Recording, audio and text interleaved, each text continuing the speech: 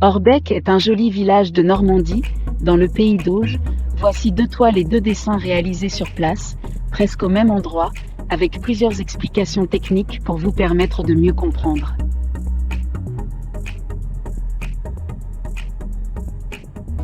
Orbec, vue des bords de l'Orbiquet, ville sur toile, 50 sur 70 cm, peint en 2019.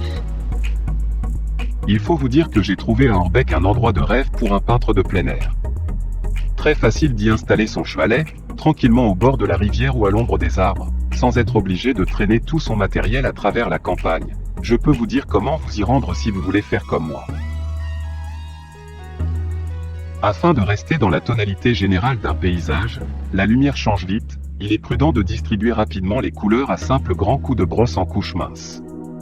Ces premiers coups de pinceau en lavis à l'essence de térébenthine permettent un séchage rapide, qui autorise le travail en pleine pâte, dans la même séance.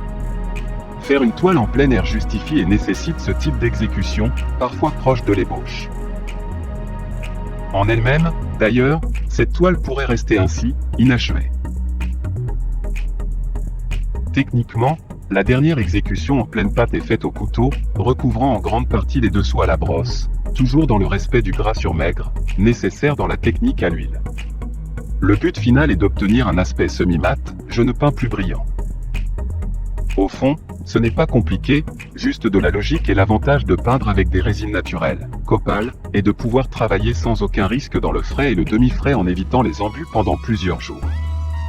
Après, il faudrait attendre de nombreuses semaines avant de reprendre son travail, mais au couteau mieux vaut travailler d'un seul jet, même en plusieurs fois. Et au risque de me répéter, c'est plus pratique en plein air, et j'en ai de toute façon une plus grande expérience. Comme d'habitude, j'attendrai quelques mois pour vérifier si des glacis sont nécessaires pour harmoniser les tons après séchage. J'ai eu la chance, hier, de rester longtemps toute seule devant cette toile, de pouvoir m'y promener, en paix, exactement comme si j'étais réellement à fouler l'herbe, en traversant la campagne vers ces quelques maisons et ce clocher. Et, bonheur suprême, les couleurs étant bien sèches, le peintre avait passé une mince couche de cire mat selon son habitude. J'ai fait ce qu'il ne faut pas faire, j'ai caressé la peinture du bout des doigts.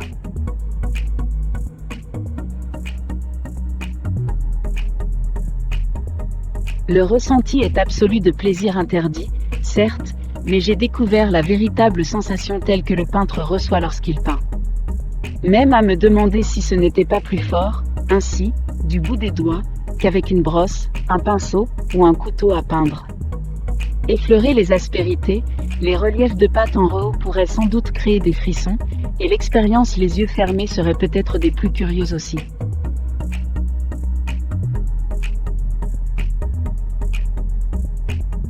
Une évidence saute aux yeux, c'est la dominante verte, et cependant la variété des verts, atténuée par les jaunes, ne lasse pas. L'éclaircie centrale des toits bleus et des murs ocre temporise l'ensemble de la toile. Avant de commencer à peindre, le plus difficile est de savoir cadrer le motif, l'isoler de l'environnement, focaliser l'intérêt sur la partie la plus importante du message à faire passer. Et de savoir maîtriser la lumière.